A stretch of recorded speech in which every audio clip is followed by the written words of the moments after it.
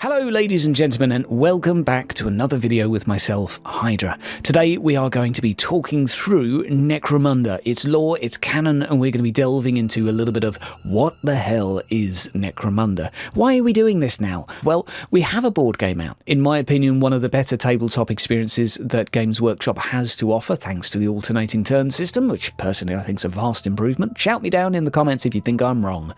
We also have simply some wonderful fluff to sell people on a grim, gritty and yet somewhat punk-ish vibe of 40k, which is just a fantastic setting.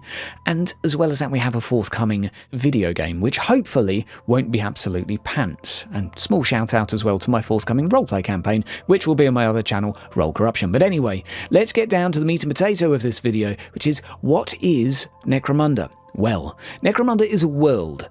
It is a hive world, which means it contains lots and lots of hive cities, specifically thousands of hive cities. Now, we're going to go into those cities in a lot of detail in a moment and talk about how they operate, what they are, what they produce, and how they function. But first, let us talk about Necromunda and where it is.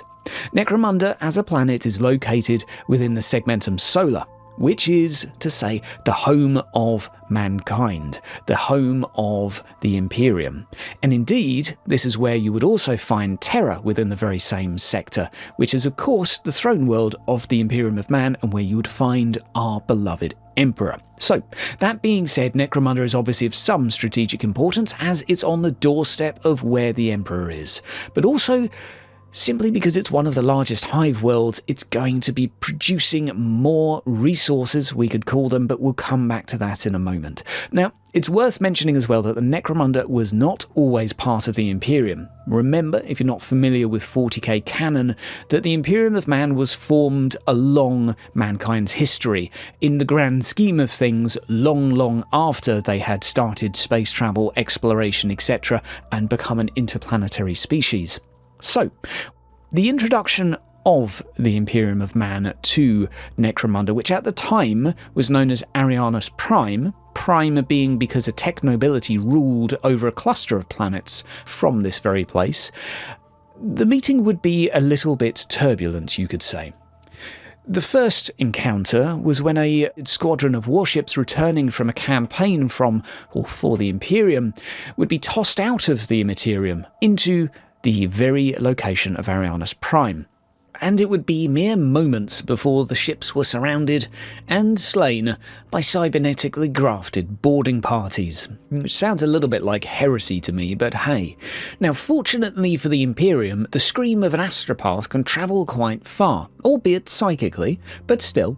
This was enough to let the Imperium of Man know that something was at least afoot on their doorstep. And lo, unsurprisingly in response, they organised an envoy. After making contact, what was surprising is that they were indeed allowed to return to the Imperium, bearing the word of the governing tech nobility, which was, "And lo, Emperor, you may join us as a tributary if, well, we say so, and we say so." This is probably why the Imperial Fists had such a spring in their step, as 20,000 of them were tasked with helping this rather lost cause join the Imperium and, let's say, show them the Emperor's light. And it should also be mentioned that they were, of course, assisted by some few million Imperial Guard, but they most likely all died anyway. And so, a couple of months passed with a relatively bloody campaign, as all campaigns are, but a fairly swift victory led by Hashin Yonard, and thus the Arianus continuity was welcomed into the Imperium, having lost the majority of its forces. However, it would still not be at this point that Arianus Prime would earn the name of Necromunda.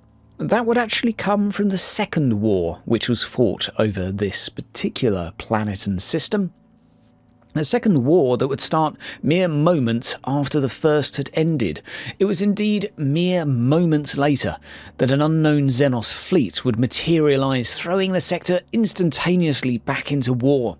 This time, the forces of the Arianus fighting alongside the remaining forces from the Imperial campaign. However, This battle, far more bloodied and against a far more dangerous foe, they were driven back to Arianus Prime for one last stand.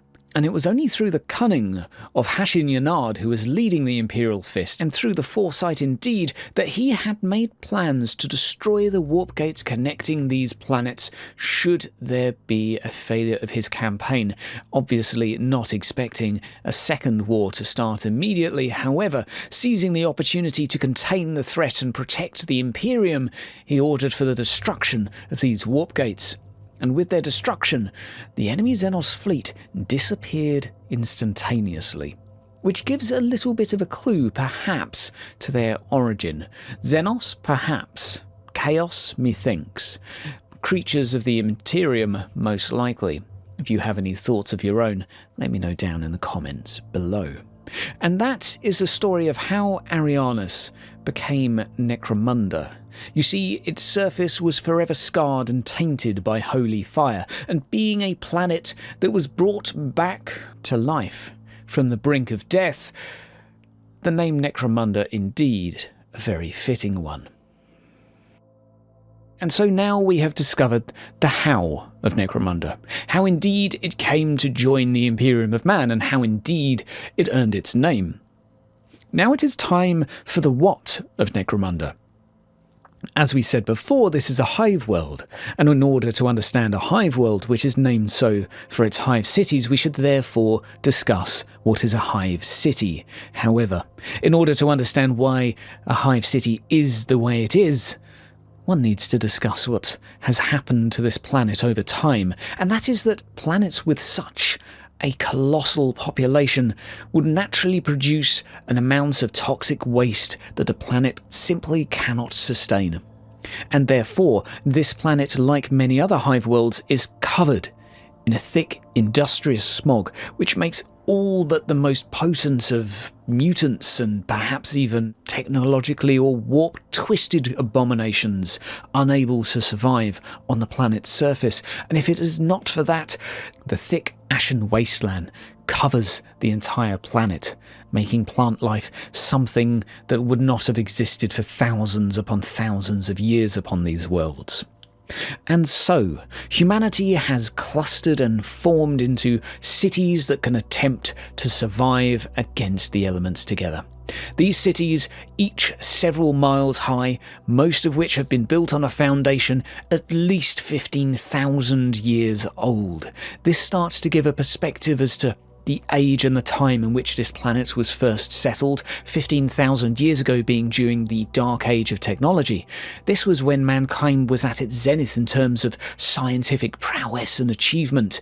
However, perhaps quite a dark time too, given some of these, let's say, technological abominations led to some rather disastrous moments. Perhaps something for another video, but still giving us a hint that the very foundations of these cities were built at a time during which mankind was able to create technological marvels, and thus there may still be treasures, lost technologies within these areas, many of which will have been reclaimed already as archaeotech, but still, under hives and below, even deeper, are very dangerous places indeed.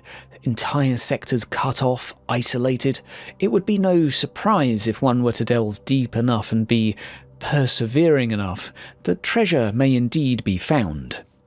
But let us go more into the details of the cities themselves. You will see some portrayed in a more mechanical light. Perhaps higher up within the atmosphere this may be the case, but further down, indeed, that toxic poisonous fog has a way of infiltrating the metalwork, and indeed making this seem almost like a geological creature of some insectoid. And indeed a hive city it is in appearance as well as name. So, the city itself survives primarily through a geothermal heat sink, which reaches down as far as the planet's core, allowing the heat to be drawn up and converted into power for the entire city, which itself is the size of an entire nation by certainly our modern standards. Several billion would be expected to live within each individual hive. Putting that into perspective now of how many cities there are, it is safe to say Necromunda houses some several hundred billion. And houses perhaps is not the appropriate term, because these cities themselves serve a purpose. They're not just simply here in order to allow individuals to survive. Indeed, they are here to produce, and the primary resource of a hive city is indeed the people themselves. For the manufactorums of the Imperium, as well as the Astra Militarum, need manpower to operate their machinery, to operate their guns, to hold the line, or simply to die in service to the Emperor.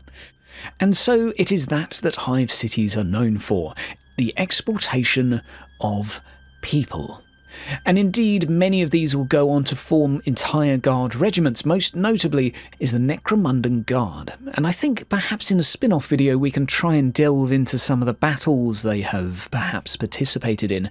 But it is very safe to say, given the size of Necromunda, that the reputation of this planet is carried far and wide, indeed by the very citizens it produces.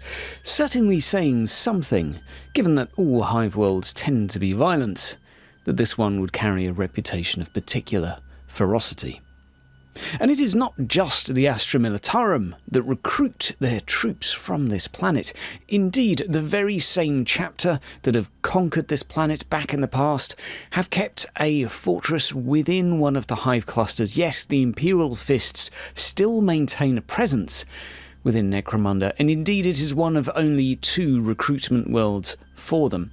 Certainly something for Necromunda to boast about, and indeed from the lower gangs, from the most violent and vicious of individuals, the Imperial Fists will indeed recruit.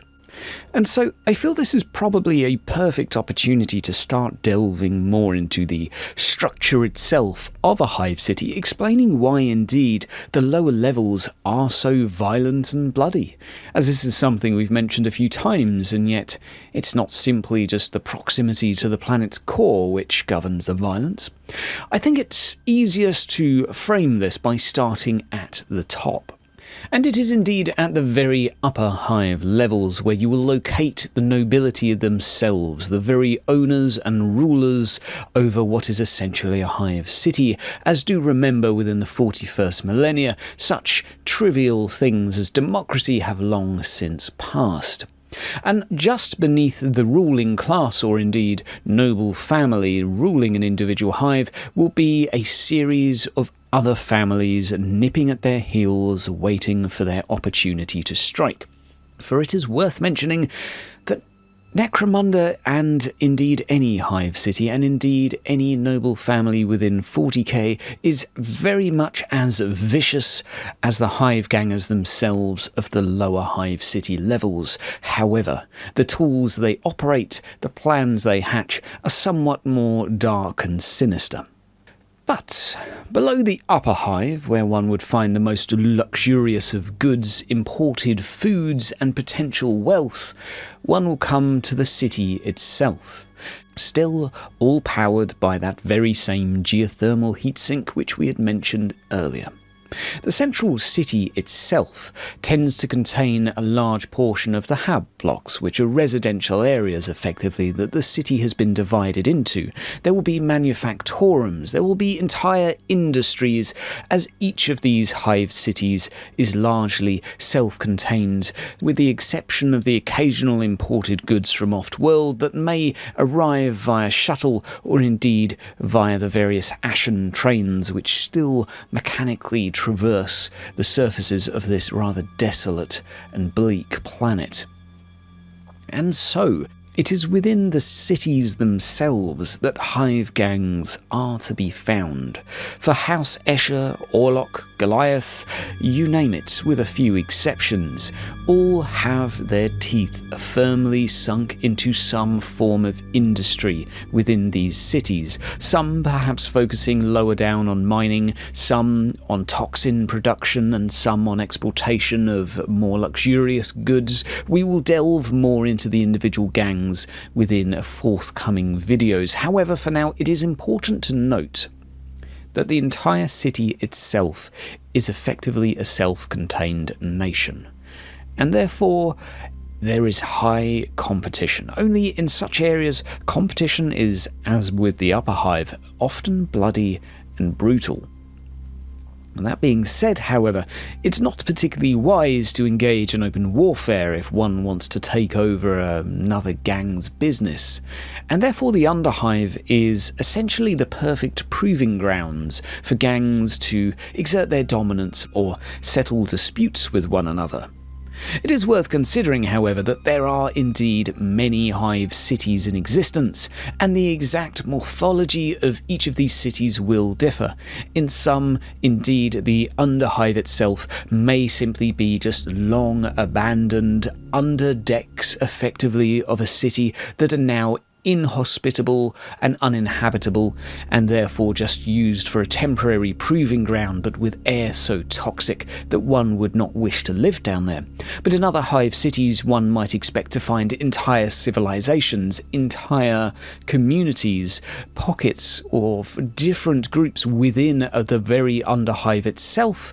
It really will vary from hive to hive. But how does an underhive become an underhive? Well, one example, as written within the Imperial archives of how this may happen, is that simply a power cut to an area that is not restored by, let's say, error of the administratum may lead to an area being no longer habitable. And hence, eventually over time, the habitants will either die out or move up to the hive level above to another block, leaving this previous area desolate, often scavenged, and for long will likely see it turn into a war zone. And indeed, this is how an underhive can effectively grow. Only imagine this process over 15,000 years, and you get a little bit of an impression as to the dated nature of an underhive, often overrun with, if there were to be any wildlife, but let's just call them monstrosities for now. Certainly another video we will go into the flora and, let's say, residents of an underhive, aside from the gangs, of course. But this is a little bit of a insight into how and why an underhive can end up being quite as grim and gritty as it would be. And naturally, the air filtration will of course be focused on the upper levels, so as one goes further down, the very air that you breathe will become more toxic, to the point of the underhive indeed will most likely result in mutation or simply premature death. And the same can be said certainly for nutrition. The upper hive itself may have access to imported goods from off-world, but for lower down, the notion of fresh water, or even the earth or sky, will simply be an alien concept. For indeed, corpse starch is what such a self-isolated nation will have to rely on. Occasionally in canon there are other mentions of meal grubs, which are effectively, well, grubs, grown from a mixture of corpses, fungus. The canon varies somewhat, but certainly one of the most common concepts is indeed corpse starch, which is just simply recycled people and waste. And this indeed is what you could expect to be your rations within such a city, if indeed you are one of the citizens fortunate enough to be afforded any form of ration.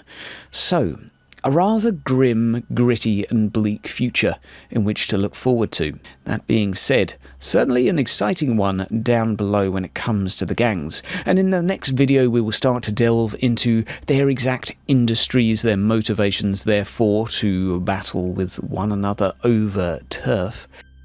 Guys and girls, I would love to have your comments down below. This is my first stab at a proper, let's say, call it a lore video.